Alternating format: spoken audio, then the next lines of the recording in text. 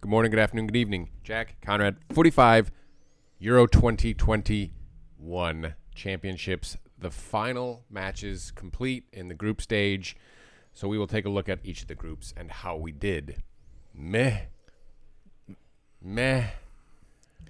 Italy, shocking. I think this is our most confident pick where we figured they would take all 9. This was not a surprise. But we were loud wrong on Wales. Yeah. And Turkey. Yeah, I mean, I think everyone was wrong on Turkey in our defense. Like, I think They were the hot club. They were the Or favorite. decide. Yeah, they were the easy dark horse. Like, it was like, oh, Turkey, the dark horse. They got some good talent, and just didn't go right for them. I mean, they had quite a lot of XG, but they just did. I mean, They scored 1. Yeah, They conceded 8. Yeah, that's one of the worst records in the entire tournament. I mean, I think North Macedonia was even better than that. No, they both conceded 8. Oh, did they? Okay.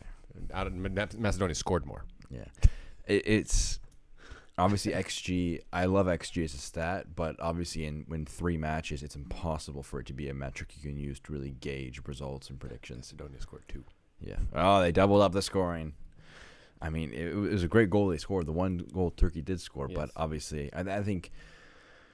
I mean, you had 3 teams coming out of this group. I think that was all right. I think my gut was kind of feeling 3 teams out of this group, but it was feeling that Wales was going to be the sucker that gave everyone the points, but that's not how it was. Well, I mean, you just have to look at. So Italy scored 7, right? They conceded 0.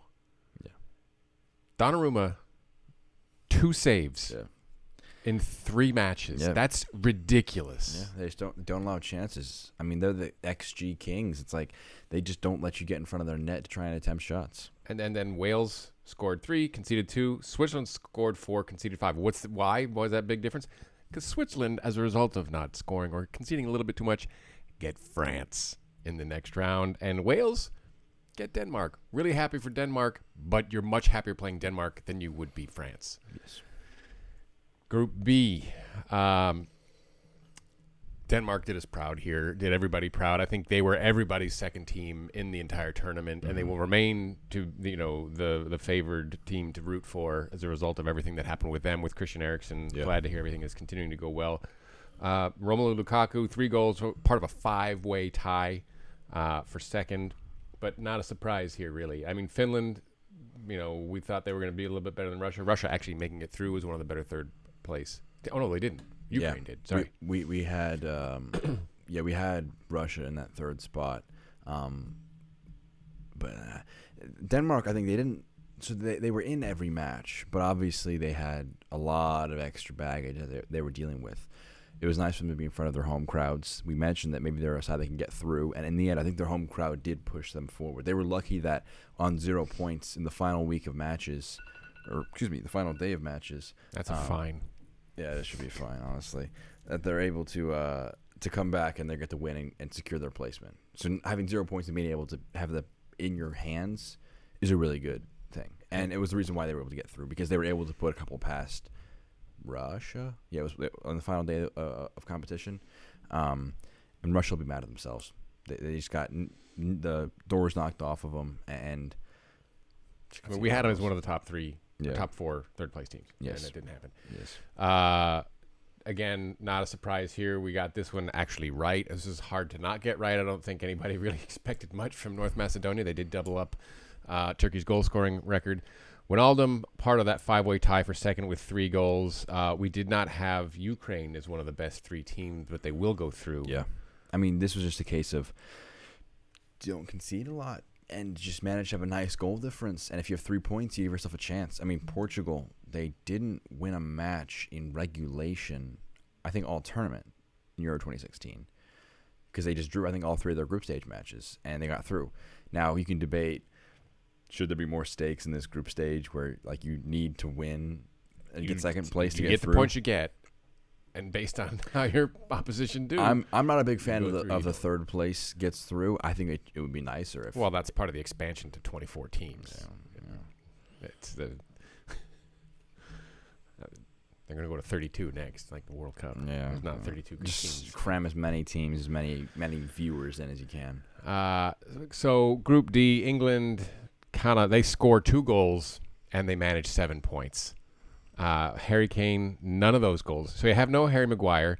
So you have a very defensive setup that Southgate puts out there. No Heung-min Son, no goals for Harry Kane, right? He's just doesn't. He looks ordinary. Meanwhile, Raheem Sterling gets both the goals for England, which I don't think anybody saw coming. The way he was playing for City all season long. Yeah, I mean, Harry Kane. I don't know if it's a lack of Jose Mourinho's brilliance, or if it's just that he looks gassed. He does not look like he's fit. It reminds me of the 2019 Champions League final when they played Kane over Lucas Moura, and Kane just offered nothing because he wasn't fit. He was injured. Like Harry Kane is not so good that even when he's injured and not fully fit, he's better than other options. There are better options.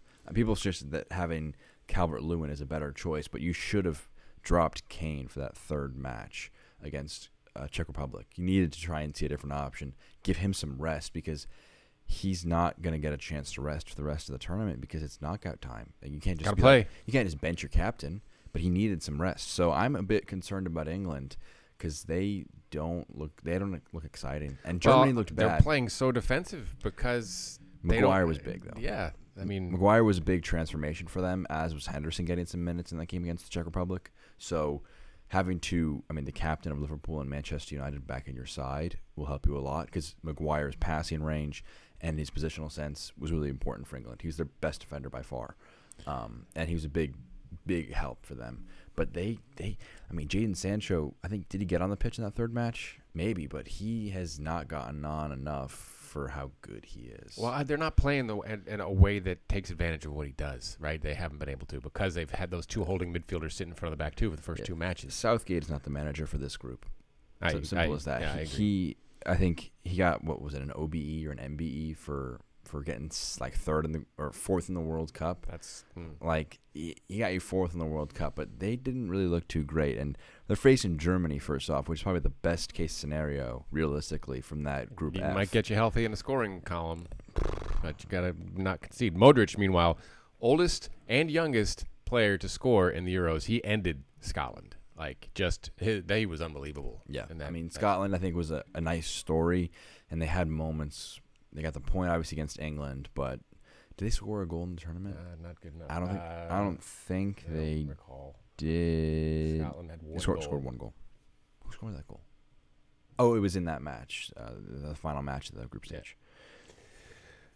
Group E, really loud wrong here. No respect from us for Sweden. The loudest of wrongs. We had them third. They finished top of the table with 7.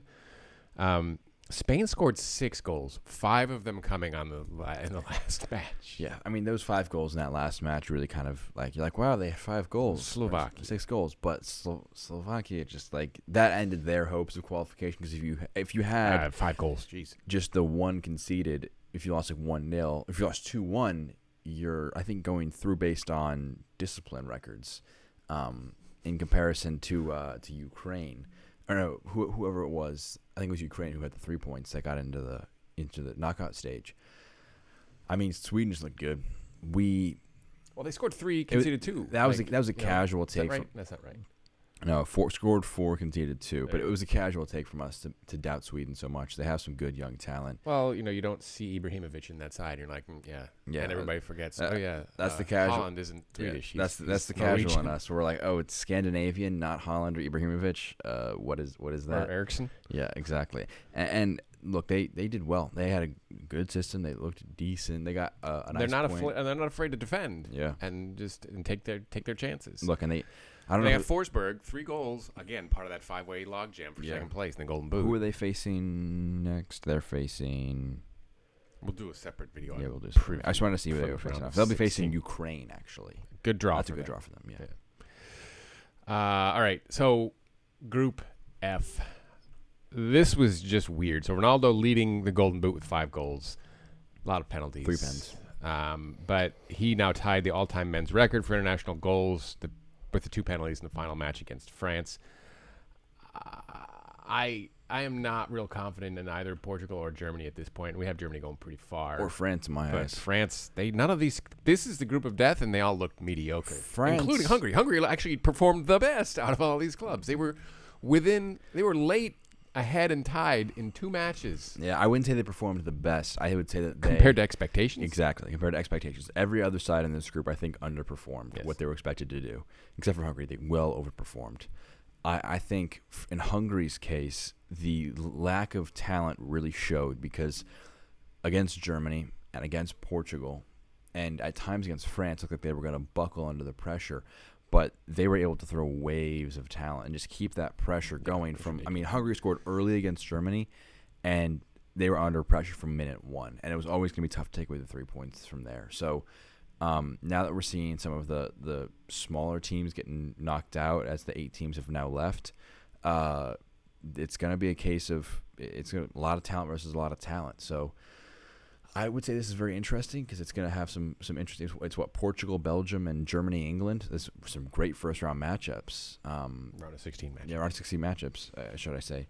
So I think close to what we predicted, but I think it ultimately you get a top 3, you shake it up, yeah, and you end up where you end up. I think it's just surprising that France like their draw with Switzerland, though. Yeah, Portugal were the only team to get all 3 against Hungary. We kind of expected them to be hey, here's your points, move on. Also, it's supposed to be 2 for Hungary, not 3. So only the 2 draws. So we had Switzerland, Russia, Scotland, Germany as the best 4. Finland, Slovakia on the outside looking in. You end up with Portugal, Czech Republic, Switzerland. We got one right. I mean, you look at Ukraine. The groups. Like we were pretty close. Like because we had F, we had D, we had A. C and B were the only ones that we had flipped around, where it was Ukraine that got through, as opposed to what was it? It was Finland we had in place of Russia. So, like in terms of where we expected these teams to go, it was actually not a terrible showing, but it was just a case of which team in those groups showed up, and that was the thing more predictable than others. Well, that'll do it for us for our look back at the group stage. We'll do a preview for the round of 16. Jack, Conrad, this has been the Footy 5. Please let us know what you think in the comments. Look for us on the Twitter at the Footy 5. Take care now.